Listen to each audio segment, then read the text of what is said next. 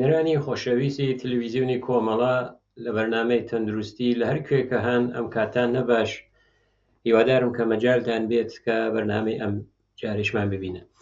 بینەرانی خۆشەویست، بەرنامەی ئەم جارە مەندوو لێکۆڵینەوەی تازە و هەواڵێکی پزیشکیە، بەڵام هەواڵە پزیشکیەکەی تقریبان وتمان بە حاڵ و هەوای بەرنامەکەمان جارێ گۆڕگێت ئەوەیە کە خەبەرەکە ئێمە ئەبیسین کە جاروبار دوای نەشتەرگەری یا جەڕاحی بازێ وەسایلێک احتماڵی هەیە لە لەشی ئەو کەسانە جێبمێنێ، بەڵام ئەمەی کە ئەم جارە ڕوویداوە، یعنی 20 ساڵ بە ماوەی 20 ساڵ یەک دانە دەماسەنج لە مەعیدەی یەک نەفەرە ماوەتەوە، خۆشی هەستی بە شتێک نەکردووە، بەڵام پێوا بووگە هەر ئەو دەماسەنجە لە ماوەی ئەو 20 ساڵە قوتی داوە لە لەشی نەماوە. ئەویشەوە کەسێکی پیاوێکی 32 ساڵەی چینیە، ئێش معدەی بووگە کە چووگە بۆ دوکتەر، لەوێ ئەکسپەرداریان بۆی کرد و تواشای ئەکسەکە یان ئێسکەنێکیان بۆی کردو، لە ئێسکەنەکە شەیەکی خارجیان بینی بوو، ئەو شەیشە کاتێکە بەڕەسییان کرده بوو یەک دانە دەماسەنجە. ئەوەی کە ئەو کەسە کە خۆی وتوی کە تەمەنی هەروەوتم ئەرز خزمەتان وکرد 32 ساڵیە، ئەڕوات بۆ بیمارستان و متوەجە بێ کە 20 ساڵ لەوە پێش کە دەماسەنجە قوتی داوە هێشتا لە ناو بەدەنیە ماوەتەوە. ئەو دەماسەنجە تقریبان لە 12 یا ئەسنا عەشەر یا گرێ 12 بڵێن لەوێ بەجێ ماوە. تر جەڕاحیەکەن دەماسەنجەکە تێرنە دەرەوە ساقە، هەروەکە لەو وێنێشە ئێوە بینەران خۆشەویست ئەی بینن. فقط شتێک کە هەیە ئەوەیە کە ئەو بەهۆی ئەو فعل و انفعالاتەی کە شیرەی معدە یا ئەو مەوادەی کە بووگە ئەو دەرەجە بەنی و ئەو شمارەگەرەی کە لەسەری بووگە ئەوانە پاکە و بووەتەوە. خۆشی ئەوەیە وتوتی ئەوەم زانیوەوە لە لەشم نەماوە 12 ساڵ تەمەنم بووگە، یانێ ئیسەکە 32 ساڵیە 20 ساڵ لەوە پێش مناڵ بووگە تر بە هەر هۆیەک ئایا تای بووگە یا کەوتووەتە بەردەسی قوت بۆی قوت دراوە، لە ترس دایک و باوکیشی زاتی نەبووە کە پیان بڵێت کە شتێکی وا ڕوویداوەوە، پێشی وا بووگە و مەسەلە حەل بووگە، بەڵام ئێترەوە ئازارە هاتووەتە پێش و پیان زانیوە کە بەجەڕاحیش دەریان هێناوە. دیارە خۆ دەماسەنجیش جیوەی هاتێ و جیوە توانێت خەتەراتێکی بۆ دروستکە، بەڵام وا دیارەکە ئەو مەحفەزەی جیوە سالم ماوە و ئەو تەرەشحاتی یانێ ئەو مەوادەی کە لە جیوەس ئەوە تەرەشحی نەکردووە. یا ئەوەی کە شایەتیش دایک و باوکەکە زانیویان چونکە لە فەرهەنگ چینیە ئەوانەی کە هێشتا باوەڕیان بە ئەو تب سونەتی و ئەو کولتوری گەرخۆیان هەیە بۆ ئەشیایی کە تیژ بن نەزەرات خاص خۆیان هەست. بۆ نمونە ئەوبەتە خۆ خوڕافاتە علمی نییە، بەڵام ئەمە هەر لە تبی کۆنی پزیشکی تبی کۆنی چینەوە هەیە کە مەسەڵەن ئەڵێن بۆ خەو ئەگەر شتێکی تیژ لای دەست دابنی خەوەکەت باشە بێت، ئەوەسەکە مەسەڵەن بۆ قەیچی لەسەر لای خۆیان دانن یا گوێز، ئەوانە احتمالیش هەیە ئەو مۆردە وا بێت، یعنی والدینەکەش زانیویتیان و بە شتێکی عادی ئەگەر لەو تەیفە خوڕافاتیە بن، بەڵام خۆ مناڵەکە خۆی وتێ لە ترسی دایک و باوکم هیچم پیان نەوتووە و ئەوەسە کە خۆشبەختانە زانیویانە پێ دوای 20 ساڵەوە ئەو دەماسەنجیانە لە لەشیە هاوردوتە دەرەوە. بەڵام دوو دانە لێکۆڵینەوەیش کراوە کە لێکۆڵینەوەکانیش تقریبان بەهۆی ئەوەی کە حاڵەتی زانیاریان هەیە بە مناسبمان زانی کە پێشکەشی ئێوە خۆشەویستانی بکەین. یەکێکی ئەوەیە کە یەکەم تاقیق لەسەر جەنین کراوە لەسەر ئەو مناڵەی کە هەر ناو مناڵدان لە سکدایکە و زانیویانە ئەو مناڵای کە دواتر دێتە دنیاوە بۆنی سەڵجیجات بۆین یا عەتری ئەو مەوادەی کە دایکی مەصرفی کردووە ئەیان ناسێ یا ئەوەیە کە حساسیەتێکی پێ نیشان نادات. معموڵەن لە بازێ وڵاتەکانە بەهۆی ئەوەی کە شاید دایکێکی دووگیان ئەوەنە مرەتەب لە سەوزیجات لە مێوەجات استفادە نەکات چۆن یەکێک لە مەوادی کە لازمە بۆ دایکێکە دووگیانە سەوزی و بەتایبەت سەوزیە جیا لەوەیشە مێوەکان استفادەی نەکا ئەوەسە بە شێوەی کەپسول دەری تێرن یا بە شێوەی قورسگەری دەری تێرن کە ئیتر ڕۆژانە یەکدانەی مەصرف کات. ئەوەی کە ئەو تاقیقاتێش کراوە لەسەر دوودانە یەکێکی لەسەر کەلەم من هەرچی تواشای سەرەکان وازان ئەو کەلەم برۆکلیەسە یەکێکیشی لەسەر گێزەر یا هەویجە. ئەگەر من خولاسەیەک لەو مەقالەی کە خۆیان تەهیان کردووە بۆ ئێوە خۆشەویستان بیخوێنمەوە کە لە مەجەلەیەکی بەناو ڕشتەوە یا گەشە کە هەم جسمی ئەو مەجەلەی گەشە زۆرتر لەسەر مناڵان قساکات هەم ڕشتی ڕەوانی هەم ڕشتی فیزیکی هەم جسمی هەم بارە دەرونیەکەی ئەوان بەڕاستیەکات. ئەڵێت کە ئەو تاقیقاتەی کە کراوە لە زانکۆی دۆڕهامە ئەگەر ئەزمونگەرێک یا تەجروبەگەرێکی تامی تاڵ یا غەیرە تاڵ پێش لە تەوەلود ئەو مناڵە تەجروبەی کردووێ دایکەکە یانە تەجروبەی کردوێ ئەو مناڵە ئەتوانێتە حساسیەتی پێ نیشان بدات یا بە شێوەیەک لە شێوەکان بیناسێنێت. جا ئەو شێوەی لە شێوەکانە لە درێژەی ئەو بەحسە وتویانە یەکێکی حاڵەتی سەرچاوی ئەو مناڵەسە کە وەکو واکونش دەموچاو ئەو کەسە چۆن بە ئەو حاڵەتە ڕفلکس یا واکونشێک نیشان هەدات. ئەم مۆقعەکە زانیانە کە ئەو مناڵانەی کە وردساڵن کەمتر احتماڵیان هەست بۆ سەوزیگەرە لە داهاتویشە حساسیەتیان بێ کە دایکیان لە کاتی دووگیانیە مەصرفی کردووە. ئیزە هەر سەوزێک بێت جافری بێت نعنا بێت کەلەم بێت یا ئەو سەوزی کەویجە بێت هەر کام لەمانە بێت ئەمانە دزانیویانە واکنشێکی منفیان هەیە یانێ بۆ نمونە دایکی کە لە دەورانی دووگیانیە ئەو سەوزیگەرە هەر کامی بێت استفادەی کردوێت دواتر کە تێت ئەو مناڵە بۆنەکە ئەناسێت بۆنەکە وەکو شتێکی بێگانە نییە بۆی بۆ نمونە واکنشیە ئالرژیک نیشان بدات یا ئەوەی کە بۆنێکی تازە بێت هەستی پێکات وەکو ئەوەیە کە شتەکە ئەناسێت و واکنشەکەیشی منفی نییە یعنی حساسیەتی پێ نیشان نادا. ئەو واکنشگەرە یا ئەو ڕفلکسەی کە لە سەرچاوە تێتە پێشەوە تقریبا تاقیقاتەکان وە ئەنجامداوە کە 12 مناڵی 3 ساڵیان بەڕێسی کردووە کە ئایا ئەمانە بە بوونی هەویج یا ئەرە و کەلەمە واکنشێکیان هەیە. لەو 12 مناڵە تقریبا 2 جار یعنی ئەو 12 مناڵە 2 جار تحت ئازمایش قرار گیراون. یەکێکی ئەوەی کە جەنین بووگە وەلی لە مانگەر ئاخرە دووگیانیە بووگە یعنی لە مانگەری 6 بە دووەوە بووگە کە بۆ مەوادەی کە دایک خواردەکە و قرس هەویجیا و قرس کەلەم یا بازی لە قرس سەوزیەکانە سنۆگرافیشیان کردووە یەک جاری لەوە جارێکیشی 3 هەفتە دوای ئەوە کە لە دایک بوون یعنی 21 ڕۆژ دوای ئەوەی کە لە دایک بوون دیسانەوە ئەو ئازمایش و ئەو ڕفلکسکەریانە بەڕێسی کردووەتەوە. وتیانەکە ئەو دایکانەی کە لە دەورانی دووگیانیە پودر هەویجیان مەصرف کردووە پودر هەویجە کە وتمان بە سوورەت کەپسولی هەیە کاتێکە ئەو مناڵانە لە مەعرەزی بۆنی هەویجە قەراریان کردووە هیچ واکنشێکی منفیان نەدیوە و هەروەها بۆ ئەوانیشە کە پودر کەلەمیان مەصرف کردووە یا ئەو پودر هەر سەوزێکی تریش ئەتوانێت ئەوە بێت بەڕێسییان کردووە کە بە حاڵەتێکی ئەو دەموچاوی ئەو مناڵە لە مەعرەزی بۆن قەراریان کردووە هیچ واکنشێکیان مشاهدە نەکردووە. یەکێکی تریش کە لەو مەواردەمان ئشاریان کردو کە حافزەی درێژماوەست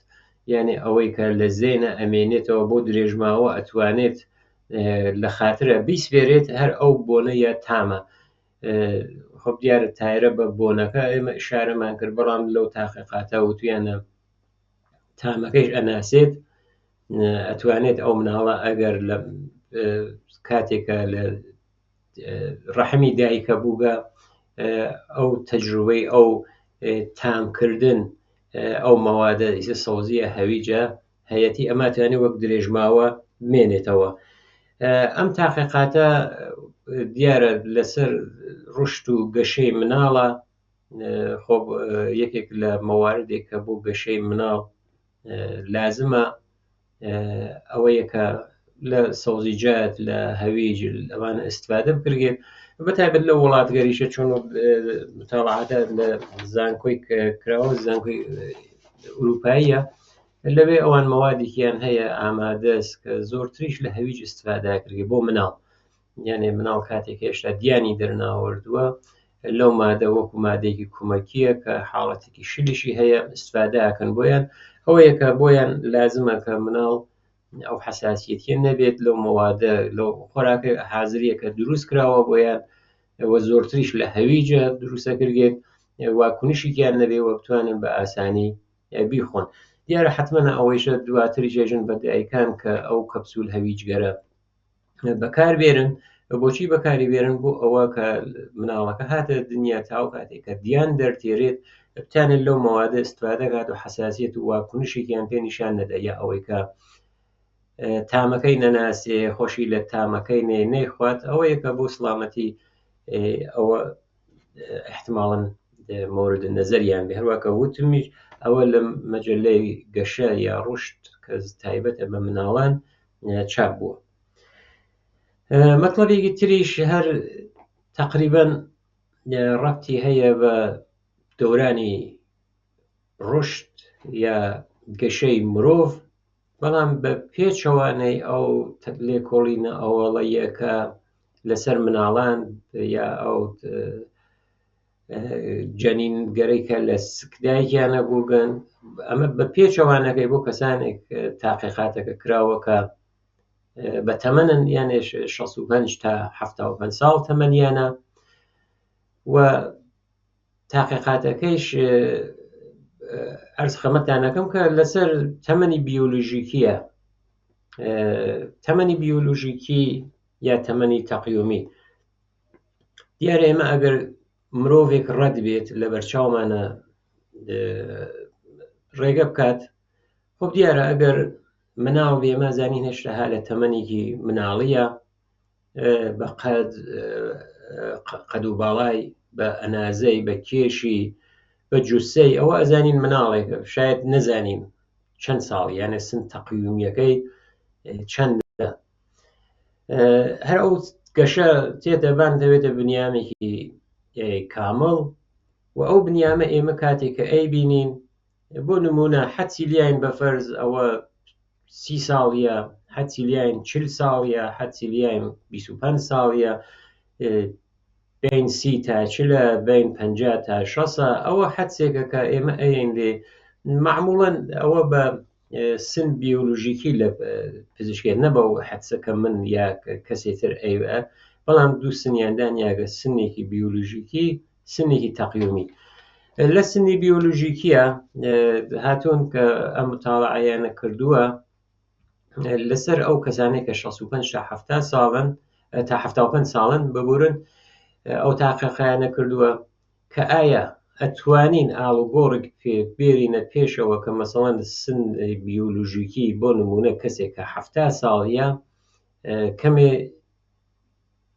کەم یا زۆر جوانتر لەو تەمەنە نیشان بدات. متاڵعەیەکیان کردووە یانێ بە ئاڵوگۆڕێک لەسەر ڕژیم غەزایی لەسەر خواردن بە ماوەی 4 هەفتە، بینەرانمان یانێ 4 هەفتە متوەجی بوون کە ئاڵوگۆڕگەرێک سوورەتی گردووە، یان ئاڵوگۆڕەکانیش مثبەت بووگە و لەو 4 هەفتە تقریبەن 4 ڕژیم غەزاییشیان تاقی کردوێتەوە کە من حتمەنە ئشارەیەکی پێکەم کە کام ڕژیم ئەوان وتویانە زۆرتر تەسیری بووگە، چۆن ڕژیم بووگە ئەسڵەن چۆرینەوە بووگە، چۆریەکەی خوار بووگە، چۆریەکەی متەوەسط بووگە، قەنەکەی خوار بووگە، ئەو من حتمەنە ئشارەیەکی پێکەم. ئەگەر بچین بۆ سەر ئەو گزاریشیشە کە خۆیان ئەگەر من خولاسەیەکی کەمە بۆ ئێوە خۆشەویستان ئەوەیە کە متاڵعەکە لە ئوسترالیا کراوە لە زانکۆی سیدنیە تەغییر ڕژیم غەزاییەکە 4 هەفتەیە بووە و بازێ لە ئەو کەسانەی کە تەمەنیان بووگە تەمەنەکەی ئەرز خەمەتانم کرد لە بین ئەو 10 ساڵە 65 تا 75 ساڵ بوو گە نەزەر بیۆلۆژیکی ئەو تویانە بازی لە مرۆڤەکان جوانتر لەو تەمەنە بە نەزەرەگەین بازێکیان پیرتر تقریبا ئەوانە لە کولە مەصرف چۆری و پرۆتئین حیوانیانە گۆشت سووریانە هاوردوێتەوە خوارەوە لە پێچەوانەکەی بۆ جایگوزینی ئەو پرۆتئینە پرۆتئینگەر گیایی وەکو دانەوێڵەکان نۆک و نەخۆشەر و لوبیا و ئەمانیانە بەکارهێناوە ئەو نەتیجە کە هاتووەتە دەست ئەویان ڕژیمێکی غەزایی کەم چۆریتر و کەربۆهیدراتر ئەوە زۆرتر نەتیجەکەی بیانێ مەشهود بوو بە زۆرتر تەئسیری بووگە ئەوانیشە کە چەند دەسەیان کردگە سەو دەسێکی شەوتیانە ڕژیم غەزاییەکەی خۆتان خوێنیانی ئەو ڕژیم غەزایی مەعموڵیە کە ئەو ڕژیم غەزایی مەعموڵیانە خواردووە هیچ ئاڵگۆڕێکیان لەمانە مشاهدە نەکردووە 4 هەفتە بووگە ئەمان بەڵام وتویانە ئەمە ئیسپاتێکی قەتعی نییە یەکدانە مشاهدەست یعنی ئەمە شاید لە هەموو کەسێکە وا نەبێت یعنی مشاهدەست دیارە ئەمە تاقیقاتێکە کە ئەو زانکۆ کردوویەتی ئێمە لە سنی بیۆلۆژیکی ئەزانین عەزیەت کێشانن زەجر کێشانن کەسێکە لە تەمەنێکی خوارەوە دەسەکا بە ئیش و کار ئەو سن بیۆلۆژیکیە ئەزانین کە سەرەوتر لە خۆی هەمیشە لە هەموو کاتێکە حتا لە کاتی گەنجێتیشە نیشانەدا بەداخەوەی تر یەکێک لە مشکلاتێکە کە چەسانەوەی ئینسان بەدەست سیستم بەدەست مرۆڤێکی تر ئەو حاڵەتە نیشانەدات بەڵام ئەوەی کە ئەمان وتویانە متاڵعەیەک بووگە کە یەکدانە مشاهدەس ئیسپاتێکی قەتعی نییە خۆیشیان نیشانیان کردووە وتیانە بۆ ئەم تەمەنیشە ئێمە بەڕاستیمان کردووە یعنی 65 ساڵ 75 ساڵ ئێمە نازانین بۆ تەمەنگەر خوار و ئایا نەتیجەیەکی وە بەدەست تێرین یان نە دیارە ئەمن هەروە لەسەر ئەو تەمەنە ئینیان کردووە تقریبا وتیانە سنی تەقیۆمی و بیۆلۆژیکەکەیان بەڕاستی کردووە تعریفێکیشیان داوە کە سن تەقیۆمی تعداد ساڵەکانێکە کە تەمەنی ئەو کەسە ئێژێری نازەگیریە کردێت بە ڕۆژەکان ساڵ و بە تعداد ساڵەکان 10 ساڵیە 20 ساڵیە 30 ساڵیە ئەو ئەنازەگیریە بەڵام سن بیۆلۆژیکی وتی میزان عمەڵکردی لەشە ئەوەی کە ئەو لەشە خۆ دیارە دووە مروری زەمان هەر کارەکات ئەو ئەندامگەرە بەرەو پیری ئەڕۆن هەر کامێکی بە شێوەیەک هەر لە پێسەوە بیگرین کە خارجی ترین عزوە لە لەش کە لۆچ و چرچە بێت تا قژە و هەروە ئەو حاڵەتگەرەی کە لە باقی ئەندامەکانی لەشە تێتە پێش ئەوە بە سنی بیۆلۆژیکی ئەوان شاریان کردووە کەوتیان ئەزانن پیری بیۆلۆژیکیش لە بازێک کەسە بەستگی هەیە بە سڵامەت بە سەرکی زیندگی توانایی بەدەن لە مدیریت ئسترس و یەکێتر لەو مواردی ئسترسە کەسانێکە ژیانیان ئسترسێکی زۆری تیابێت ئەو تەمەن بیۆلۆژیکیانە زۆرتر نیشانەدا سەبکی زیندگیشە دیارە سەبک زیندگی ئەو شێوەستە کار لە کار و ژیانەکە شارێکیشمان پێکرد ئەوان هەر لە ئیدامەی ئەو تاقیقاتەی کە ئەنجامیان داوە و تویانەکە ئەم سنە بیۆلۆژیکیە ئەتوانێت بەو 4 ڕژیم غەزاییان نابوو کە بە یەک ڕژیم غەزایی جوابی داوە ئەو ڕژیم غەزاییشە ئەوە بوو کە چۆریکی کەمتر و چۆریکی کەمتر و کەربۆهیدراتێکی زۆرتر یعنی چۆری حیوانیان هاوردووە خوارە و تقریبا چۆری گیاییەکەش بە نسبەتێک نە زۆر چۆری گیاییەکەی ئەوە ناوڕۆنە هەیە لە ڕۆنمایە هەیە ئەوەیشیانە کەمەوە کردبوو بەڵام نەبوو ئەنازەی کە یەکسەرە لایبن کەربۆهیدراتەکە بەڵام زۆر بوو بەخاتر چی بەخاتر ئەوە کە ئەو پرۆتئینەکە هەیە لە شەب توانن فراهەمیکەن کەربۆهیدرات من بۆ بینەرانی خۆشەویستمان بێژم خۆ کەربۆهیدرات منزور شیرینیجات نییە ئەو لە نانە هەیە لە گەنمیانە لە گەنمە هەیە لە جووە هەیە لە نۆک نەخۆشەر لوبیا بام كلن ئەمانە ئەتوانێت ئەو پرۆتینە گیاییە ئەو ببورن ئەو کەربۆهیدراتە ئەو قەنەکە هەیە لە پەتاتە بەتایبەت ئەو پەتاتەی کە شیرینە ئەوانە بێت ئەوە ئەو ئازمایشە یانە لە چواردانە ڕژیمەکە کەمچۆری پڕ کەربۆهیدراتیش کە عەرز خزمەتیانم کرد لەناو ئەو مەوادە هەیە. دیارە ئەوە کەسانی کە هاوردویانە 104 نەفەر بووبن 104 نەفەرەکە کە لەسەریانە بەڕەسی و تاقیقیان کردووە کۆنتترۆل ئانسولینیانیان کردووە ئەو مدەتە کۆنتترۆل چۆریەکان خوێنیان کردووە تایبەت کولۆسترۆل وەزعەتی پرۆتینگەرێک هەیەکە واکنشیان پێژن لە تەبادڵات غەزاییە واکنشیان پێژن ئەوانە کولەن تقریبا چەندین مەواردیان ئازمایش کرد کە ئایا بتان گەین بە نەتیجەی یانە. ئەو ڕژیم خواردنی گەریشە کە هەرز خەمەتانم کرد ڕژیمگەر تریشیان ئەنجامدا و یەکێکی ئەوە کە ڕژیمەکەی خۆیان بێت ڕژیمێتر کە نیمەی پرۆتینەکە کە بەدەستی تێرەن حیوانی بێ نیمەیەکی گیایی بێت و ئەو یەکدانێشە کە من جارێکی تر ئشارە یەکەم چۆریکی کەم چۆری حیوانی منزورمە و استفادەکردن لە پرۆتینی گیایی و هەروەها ئەو قەنیشە قەنێکە زۆر بوو کە یانێ ئەنرژی بەدەن فراهەم بێت تووشی زەعف نەوێ لە نان نانەکە چەک گەنم بێ نان جۆ بێت پەتاتە لوبیا نۆک نەخۆشەر نیسک ئەمانە هەمویان ئستفادەیان کردووە. تقریبا ئەو ڕژیمیشە کە وتمان باشترین ڕژیمەکە بە OHC خۆیان ناساندویانە تقریبا 53% لە شامل کەربۆهیدراتەکە بێ یانە نیمەی کێشەی ئەو مەوادە بێت کەربۆهیدرات. جارێکی تر شارێک یەکەم برنجیش هەیە زۆرن منابعەکەی زۆرە کەربۆهیدرات نانە گەنمە جووە پەتاتەس مەوزە زۆرێک لە میوەکانە ئەمانە ئەو کەربۆهیدراتیە ئەتوانێت تێبێت و نیوەیکیشی کە ئەبێت پرۆتینێکی کەمی بێت بەڵام پرۆتینەکە باشترە کە هەم حیوانی بێ هەم گیایی بێ بەڵام نسبەتە گیایەکەی زۆرتر بێ کە لە نسبەتە گۆشتیەکەی. ئەگەریش لە ئاخرەوە من بە هۆشدارێکی ئەم کەسانێک کە تاقیقیان ئەنجامداوە وتویانە ئێمەم تاقیقمانە ئەنجام داوە دیارە 4 هەفتە بوو بە مەواردێکمان بینیوەکە موسبەتە بەڵام واقعان نازانین ئایا ئەمە بۆ درێژماوە یعنی کەسێک بەفرض یەکی نەفەریان 75 ساڵی شاید 65 ساڵ نیشان بدات ئەگەر 10 ساڵ ئیدامەی باد ئەوێتە 85 ساڵ ئەو عانە واقعان ئەوە سابتە مێنێ ئەوان وتیان ئێمە ناتوانین ئەوە سابتکەین یەک ئەبێت لە ماوەی ڕژیم غەزاییەکان درێژترەوەکەنەوە دوو بۆ خوارد تەمەنی 65 ساڵ وتیانە هیچ دلیلێک ئێمە بەدەستمانەوە نییە کە ئەمە بتوانێت تقریبا شتێوا نیشان بدات. ئەوەی خۆ بازێک لە سوالگەر هەیە ئەکرگێت یا بازێک لە کەسانێکە تقریبا جوانکاریەکەن یاینە خۆ زانست پزیشکی سعیەکات لە نزیکترین ڕێگەکان باشترین ڕێگەکان و ئەسلامەترین ڕێگەکان کەڵکوەربگرێت. هیوادارم بینەرانی خۆشەویست بەنامەی ئەم جارەیشمان جێگەی ڕەزامەندی هەموو لایەکتان بوو بێت. لەلایەن خۆم و هاوکارانم ژیانێکی پڕ لە شادی و سڵامەتی هەموو لایەکتان ئاوات و ئارزوومە.